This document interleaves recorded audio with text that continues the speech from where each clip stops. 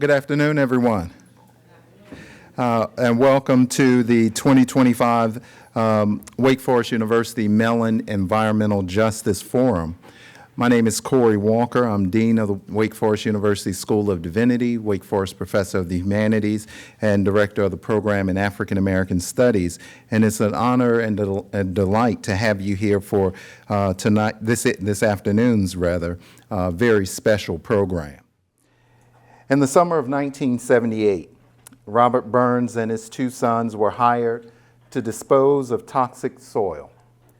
Burns and his sons dumped the toxic waste laced with PCBs along 240 miles of North Carolina state highways. The event gained national attention, coming just days before another toxic event would capture the nation's attention at Love Canal. The state purchased land from hard-on-their-luck Warren County farmers facing foreclosure and bankruptcy, a process anything but transparent and fair, galvanized an entire community who fought for over 3 years in court against the state's sanctions. The community struggle linked local grassroots organizations with national organizations, effecting a radical change in collective identity and movement strategy. While formalized in the iconic Toxic Waste and Race Report issued by the United Church of Christ Commission on Racial Justice, the environmental justice movement that began in Warren County drew on the deep wells of the Black freedom struggle and the knowledges, actions, and righteous anger of a community committed to the inherent right to live with dignity and justice. On the evening of January 31st, 2022, close to 600 tons of ammonium nitrate fertilizer caught fire at the Weaver Company in Winston-Salem, North Carolina. The fire presented a historic and unprecedented danger to the surrounding community, including parts of Wake Forest University. However, the Wake Forest University's community's composition stood in stark contrast to the community in immediate proximity to the Weaver Company. The community immediately surrounding the Weaver plant was composed of over 80% citizens of color, with approximately 40% living at or below the poverty level. By contrast, Wake Forest University is an elite university where over 60% of the student body is affluent, and the student family median income ranks among the highest in the nation. The Weaver fertilizer fire brought into sharp relief the deeply divergent lives and life chances of two communities, one predominantly white and well-resourced, and one predominantly black and brown and precarious. The racial regimes governing these two communities are not only inscribed in the norms and mores organizing social, cultural, and political life, but also the very conditions of life and the organization of knowledge that structures and forms each community and their histories. While North Carolina is home to the environmental justice movement, the Weaver fertilizer fire exposed the historic and ongoing legacies of race, racism, and environmental injustice. Warren County and the Weaver fire are yet two instances of disaster by design, the infinite and unconscious ways in which racial regimes are naturalized and inscribed in the environment. All too often, knowledge of these conditions remains more descriptive and reflective rather than critical and analytical. Consequently, our general and common sense understandings of the environment, race, and processes of racialization are naturalized and placed beyond sustained and critical interrogation.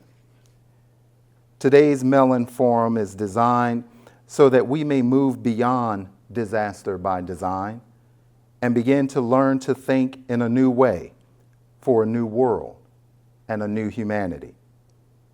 The Wake Forest University Environmental Justice Forum serves as a convening space to engage critical intellectual resources and disseminate perspectives on environmental justice to inform public conversations, debates, and ultimately to transform our world.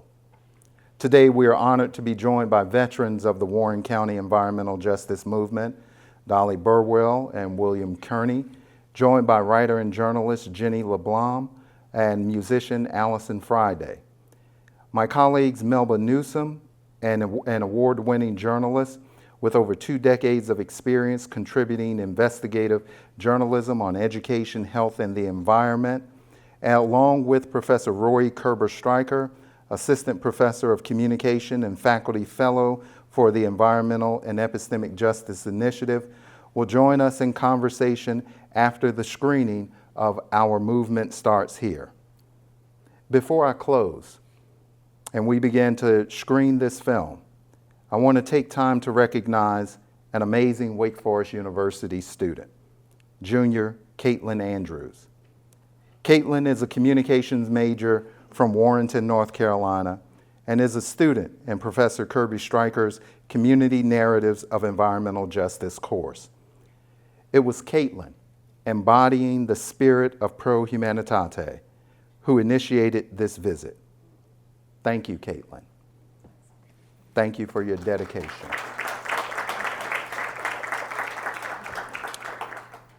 And now we will begin our screening of Our Movement Starts Here, and then we'll move to our public conversation.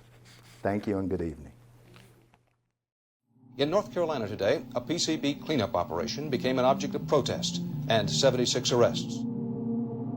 I'm certain that the state officials, including the governor, knew that it wasn't appropriate to put tons of toxins in a poor, rural, predominantly African-American community that got most of its water from wells. It's the last place you want to dig a hole and dump tons of toxins. But that's what happened. And they announced it, and they've started to bring these trucks, and I must give the credit first to the women, to the children for laying down in the road to block the trucks from dumping PCB in Warren County.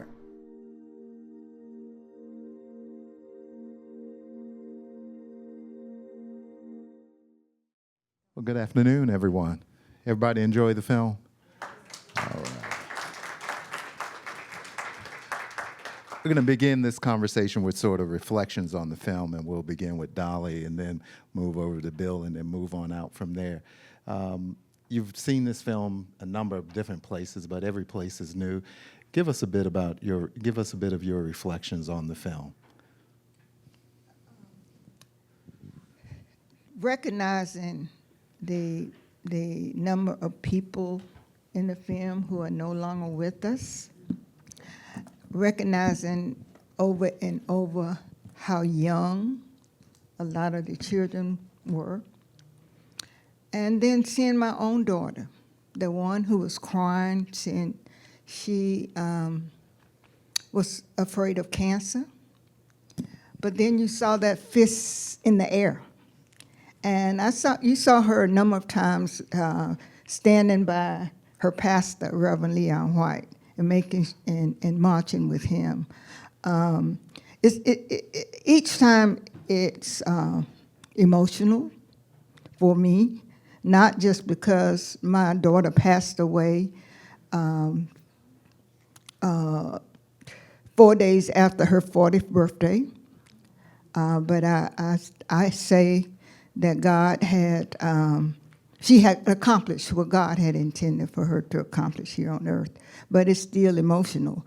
But knowing how, and reflecting on how parents risked their children and made the sacrifice for their children.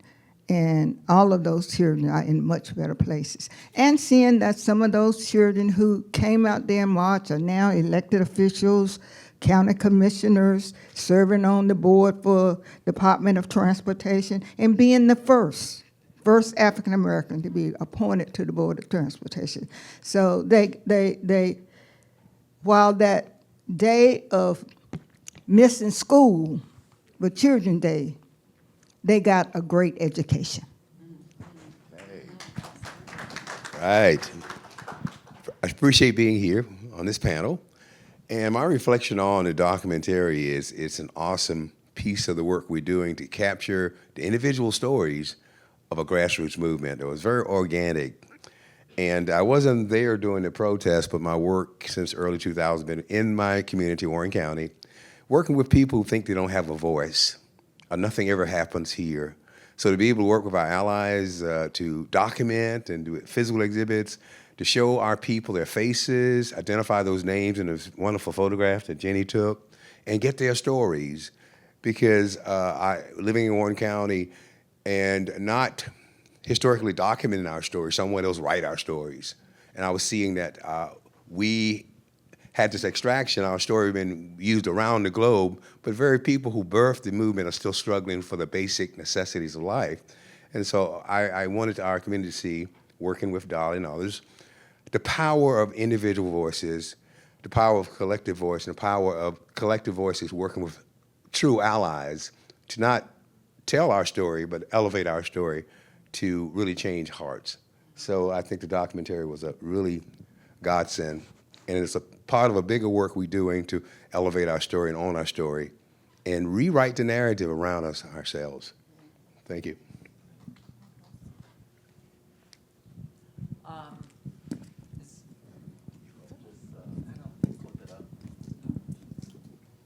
Okay. I think for me, when I took these photos in 1982, I knew I was witnessing something extraordinary. I was 22 years old. I'd been in school my entire life. I hadn't experienced life. Dolly was older than I was. We met. A little bit. Yeah, a little bit. But I was so moved by what I saw, and I think my youth really worked to my advantage because I photographed what I saw. I wasn't editing, I just pushed the shutter. And I hope that my photos, and not all the black and white photos in that film were mine, but most of them at the protest were mine. I really hope the photos are not about me as a photographer by any means. They're about that community. And I hope that the photos by themselves, whether you see them by themselves or in this film, tell the story of that community and that they are true to what people experience there. And I did the score. And so each time that I, number one, worked on the music itself, I had to connect with whoever's part I was writing about. And so, we've talked about this several times, but my entire process was very organic. Like I would just put a part of the film up on, my laptop or on my television, and I would just start to listen to what was being said and watch what was happening and just play around on my keyboard, and I would just feel into what should be where. And subsequently, because of my involvement with this film and with this group, I've in a way come online. I've become activated, if you will, in my purpose. And we were just talking about how this film in particular allows me to see myself in a different light, because I look at someone like Dolly and I recognize that you do not need to have everything figured out to be able to do something now. So yeah, I'm on my own personal journey because of this film and because of these individuals, and I'm just very thankful.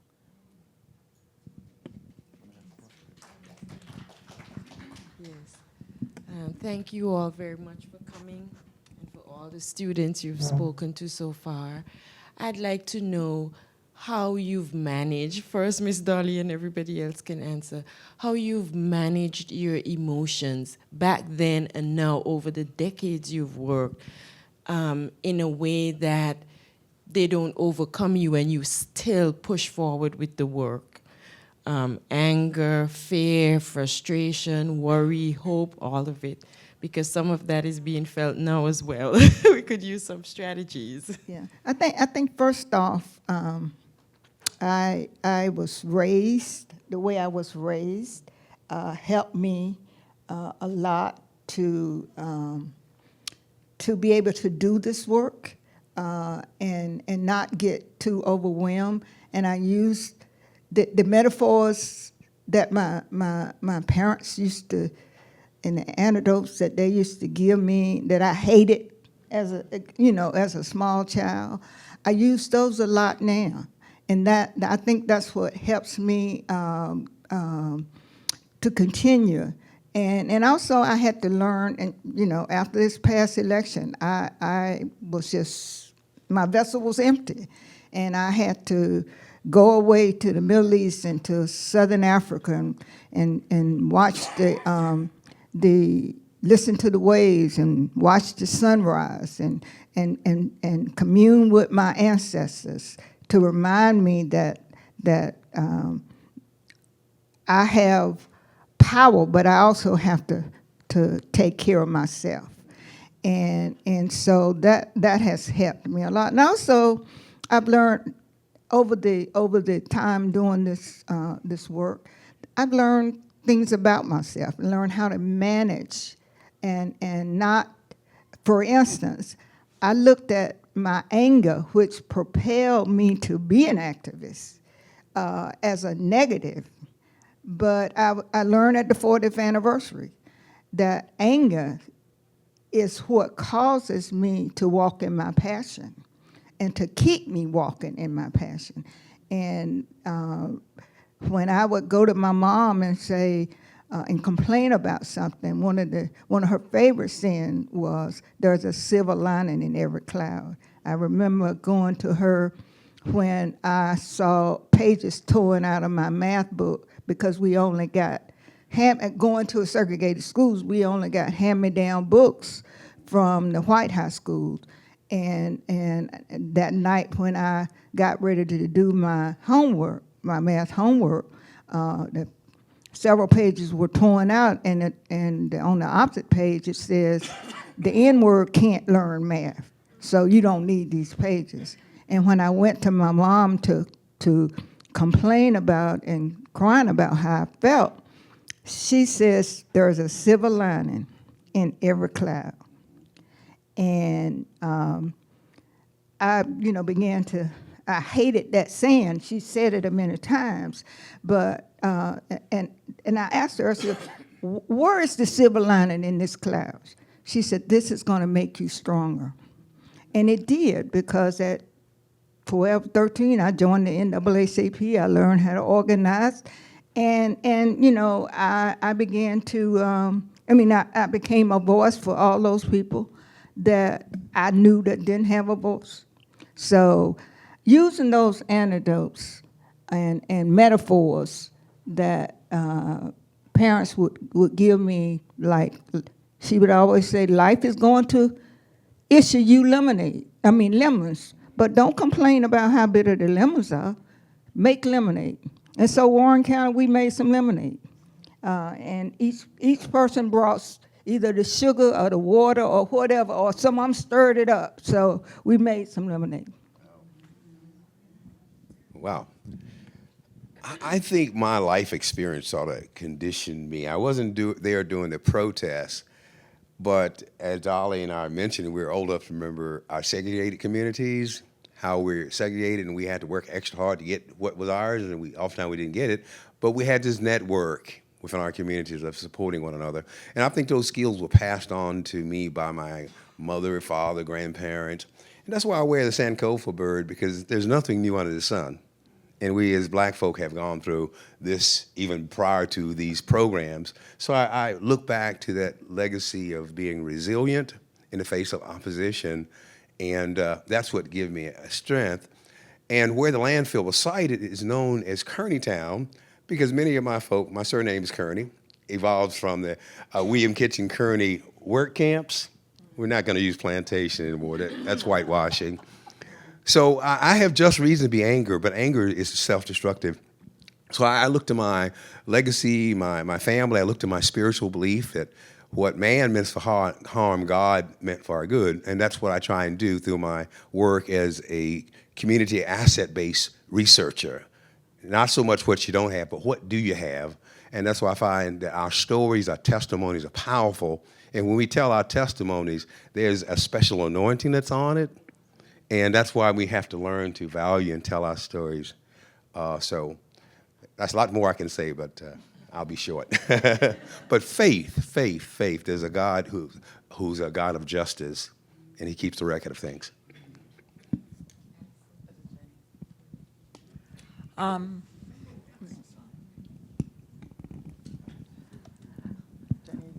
would say, I hope that when you see these photos, they capture, as I speak about in the film, the anger, the indignation, and just the shock at the injustice of siting a landfill in a community that didn't even meet EPA standards. I, as a young undergraduate, I was a Duke student at the time. I happened to be taking a documentary photography class, and the focus of the class was to focus on an American community. I think I was the first student to focus on a protest, and in all honesty, my photography professor, who's a wonderful man, I think even wasn't sure at times what I was coming back with. And after I graduated in December of '82, I continued to go back up to Warren County. So some of the songs that you hear in the film are from songs that I taped of Golden Franks, who's no longer alive, but he was a foot soldier from the civil rights movement. And as you mentioned in your introduction, there were a lot of civil rights veterans who came back to help with the protest. In terms of the anger, I got really angry, just like Dolly, and because I felt this protest needed to be anchored in history, which it is now, but back in the early 80s and mid 80s, it was not. And there were even environmental groups that wanted to run my photos, and then they ran a disclaimer about it. And I was like, oh my gosh, this is just ridiculous. Anyway, there was no internet back then. I wanted to leave a record of sorts. So I don't know whether I am, but I self-published this small booklet because I couldn't raise any money from any foundations for something that they felt was controversial. But I wanted to leave a record for the Warren County community. I donated a bunch of these to Reverend Leon White and to Dolly and to Coley Springs Baptist Church, where Reverend Kearney is now, because I wanted the community members to know that what they had done was really extraordinary. So that is really where my anger kind of came out of. I think sometimes, as Dolly says, anger can be used to create positive change. And I'll kind of flip the question just because I am new to all of this. And as I mentioned, I recently kind of came online, and what that looked like for me was literally going into the wilderness is what I call it. But I was a nomad for 3.5 months with my husband after working on this film, after getting to meet these individuals, after being challenged in my spirit to kind of explore, like, what more can I do? Who am I really? What more can I do?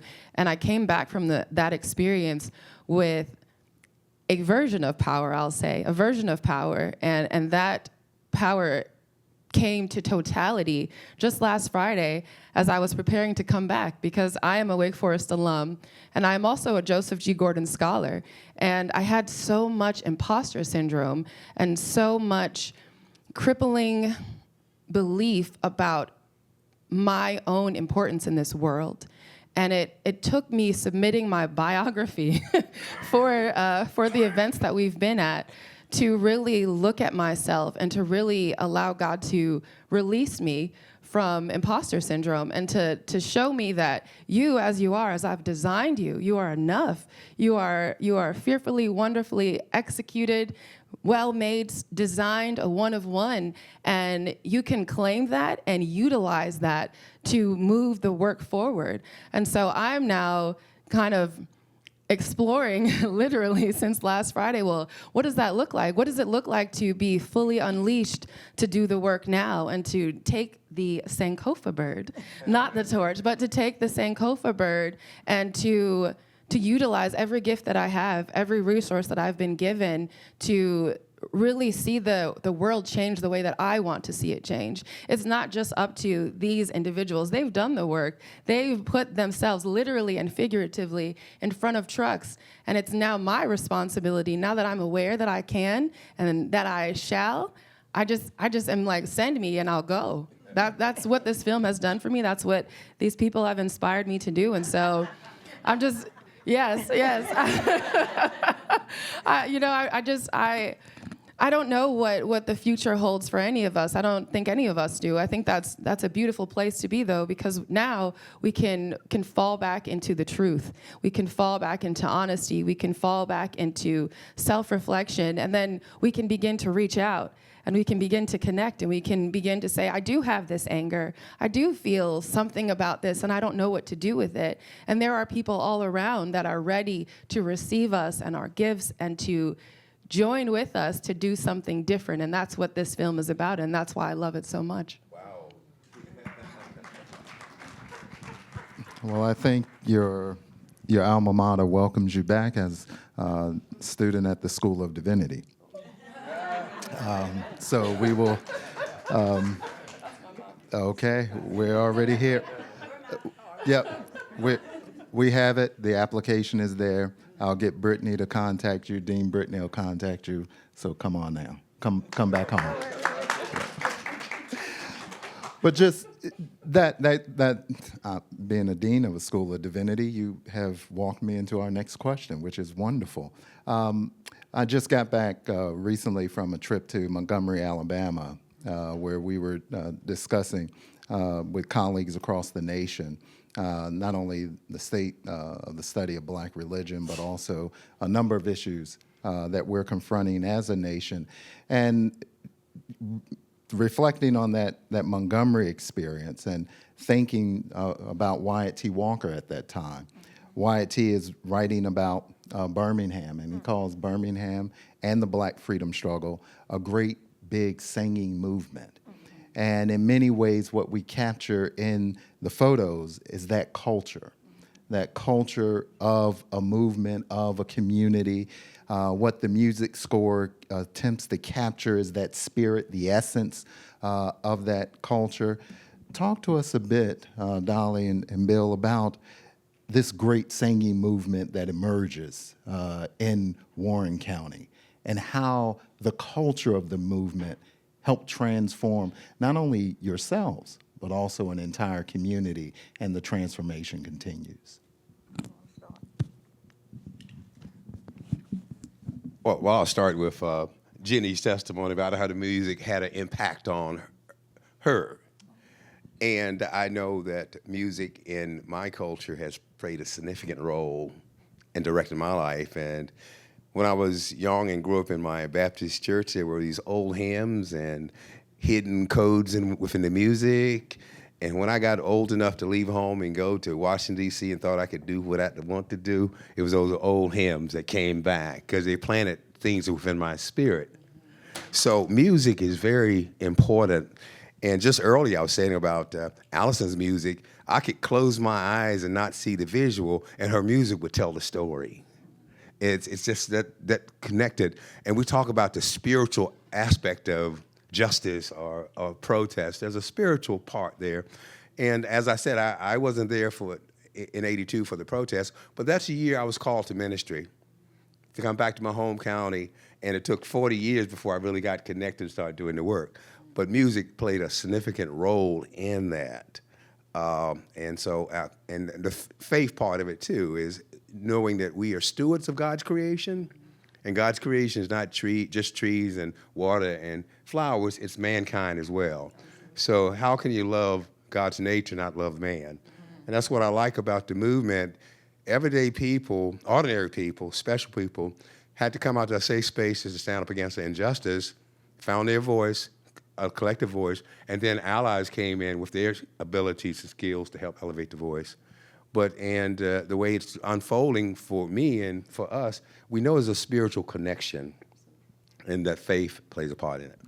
I'll give it to Todd. Also, I would say that the culture was so important and played a greater role than people knew.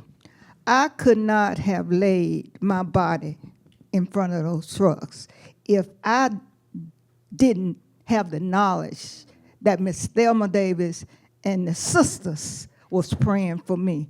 Miss Thelma Davis and the sisters who got together at the church early in the morning to make the coffee for us would gather some of us around, especially us women who had children, and they would say, Miss Thelma would tell me one morning, baby, I was in my closet at 5 o'clock in the morning, and I was praying for y'all.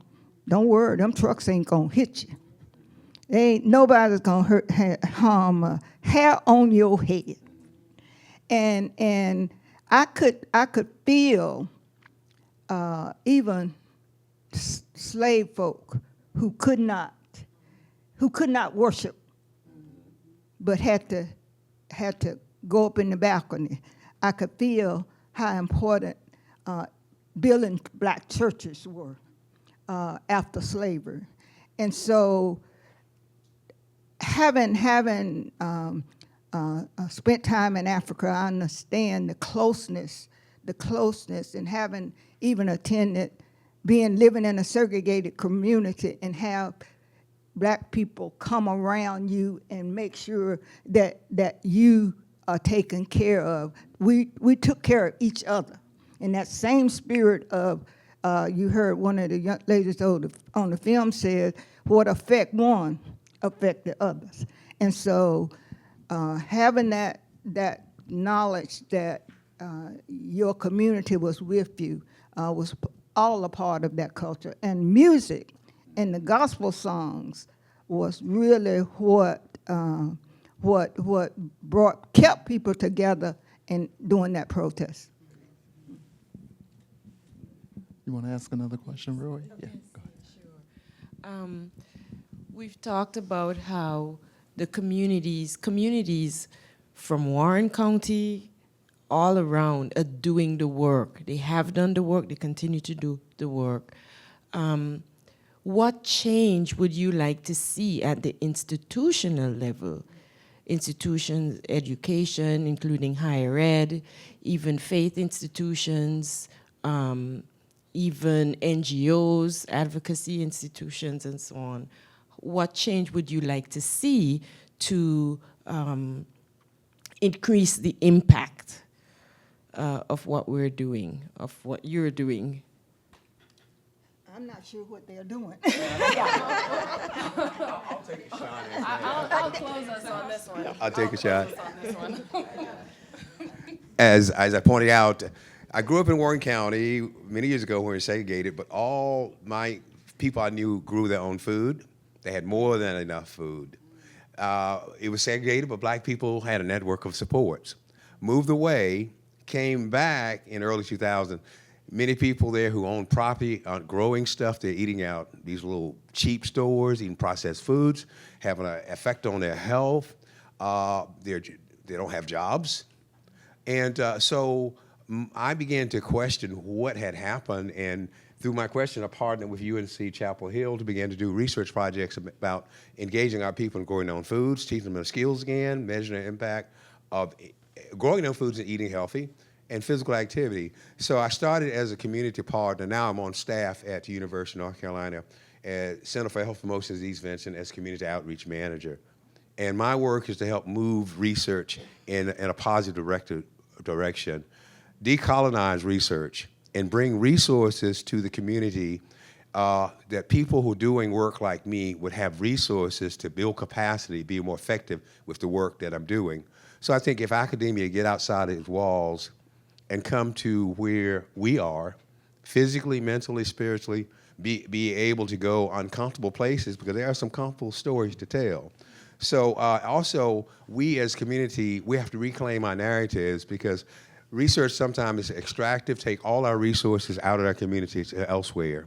So I'm glad to say that when I get back to Warrington next week, I'll be talking to a solar industry who wants to develop a solar farm in our county, but they want to invest in the community. And they see some of the projects that we're developing for our community. So investing in our community. Yeah. Before Allison closes out on this, I just want to say that with what's going on now, some of these academia places of academia gonna need me more than I need them. Yeah. Yeah. So working with folks who have relationships and true relationships with those communities. And Jenny, did you? Yeah, I think the one thing I would add is I want to really thank Wake Forest for having this forum, because I think, and it looks like you're videotaping it too. I don't know whether that will go on a YouTube channel, but I think it's important that universities, I hope, continue to be places where ideas can be exchanged. And I think having a forum like this, Dolly and Reverend Kearney and I were at Appalachian State a few days ago doing a similar forum, visiting classes the way we did here and talking to students. So I think bringing people, especially like Dolly, I was much more of a documenter than a participant, but I was there so I can talk about what I saw. It's very important to keep this story alive. And I'm gonna paraphrase this, but Robert Bullard, who some of you know, he's written a lot about environmental racism and environmental justice, and I follow him on Blue Sky, and I'm paraphrasing this here, but he said something the other day about the environmental justice movement was not born in government. So having it erased from government websites doesn't mean that it's not still alive. And I think Roy's question was, what has to change? I want them, whatever they are doing, especially here, I think the challenge is going to be, how do you continue? How do you continue to do that?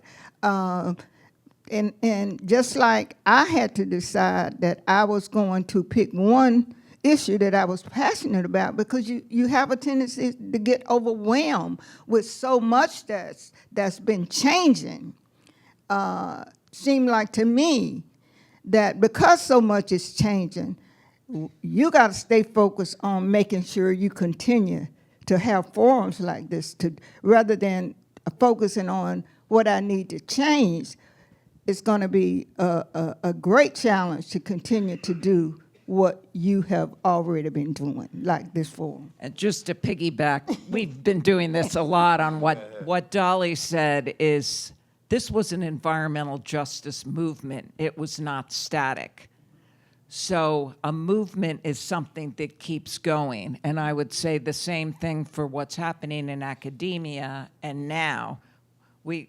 And you need to chime in with me, but this is one of the songs we have to keep on a-marching. No, keep on a-walking, keep on a-talking, marching up the freedom lane. I loved it. All right, y'all. Prepare yourselves, because I'm a truth teller and I'm going to hold us all accountable. And that is my role, that's my job, that's how I was designed. So please prepare yourselves. But I'm gonna speak to 3 specific aspects that I can attest to from my own personal life. I'm gonna start with corporate, I'm gonna go to government, then I'm gonna end with academia. So I work in the corporate world, and in the corporate world, there is a cloaking that occurs when things like environmental racism, sexism, misogyny, dare I go on? I shall not. You all understand what I'm saying. When certain things happen, there is a cloaking that happens where the truth is masked, the truth is denied, the truth is forgotten. And I think that in my personal experience, it's become increasingly hard to continue to show up and smile and pretend like everything is okay when I am dying inside, when I am livid, when I am upset, when I see suffering happening and I'm supposed to smile and talk about the weather. I think we need to say, the hell with the weather. How are you feeling? Are you okay? How's your heart? How's your spirit? How's your body? How are your finances? Things that we all can relate to, that basically return us to what I call the indivisible level of humanity, which is the sacredness of the fact that we are all alive, we are all breathing, we are all here, and none of us is in control of when we're gonna not be here anymore. And so that's my number one for corporate, is stop the cloaking, stop lying, stop masking. Number two, the government. The government, to me, when I first came here, was I'm going to be a senator and I'm going to help effect change. And what I realized was the government is complicit. And so I actually stopped being a poli-sci major. I let it go. I went into philosophy, one of the best things I could have done.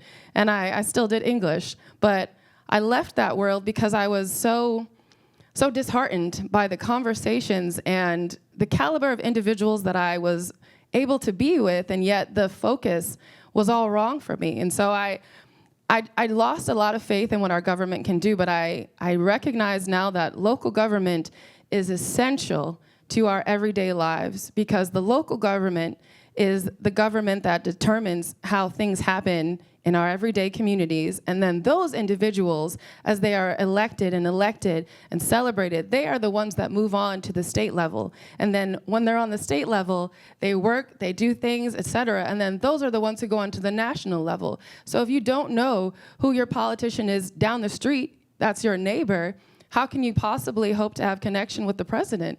The president doesn't see us, but we see each other. And that's where I'm holding us accountable. This is beautiful and so important, and I want to see this everywhere, because that's how we start to change what's going on at the top. And then lastly, for academia, this one's tough, I'm sorry, but I do think that we need to focus more on the quality and content of character instead of the dollar sign attached to someone's name.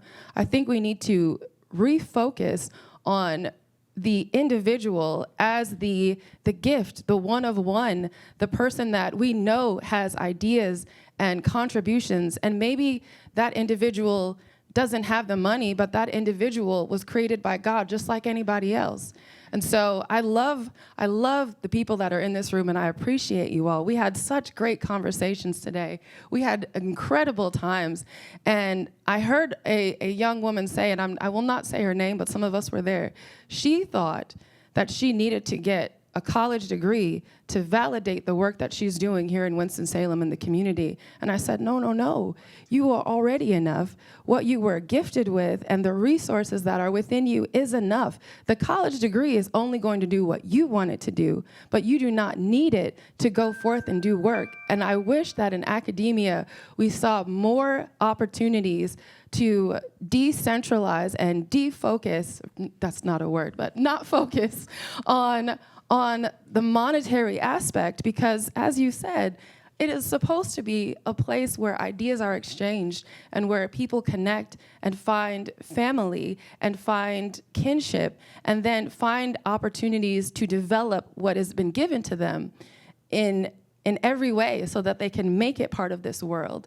And so I just challenge anyone that is in any of these sectors, and even if you're not, if you know someone in these sectors, or even if you just resonate, to start thinking about who you are as an individual and how you are already enough and how you are already resourced and gifted, and your individual decision to say, I am enough as I am and I'm ready to work, that's plenty. That's plenty. Amen. Thank you. Amen. Pass the plate. Pass the plate.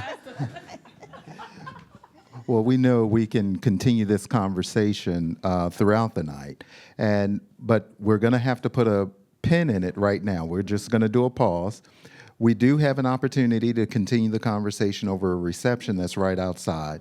And then we have another event on environmental justice that'll begin right in this room at 7 o'clock, where we have our dear colleague Debbie French from the Department of Education here with a special guest who'll talk with us about the ways in which the environment and climate justice are being taught in our K through 12 schools. Oh, wow. So you want to be here for that event.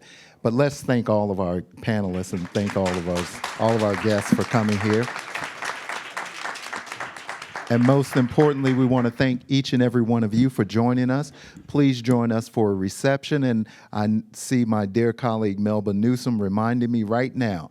And on April 30th, here at Wake Forest University, we'll have our second annual Environmental Justice Summit, where the keynote speaker will be none other than the Reverend Dr. Benjamin Chavis.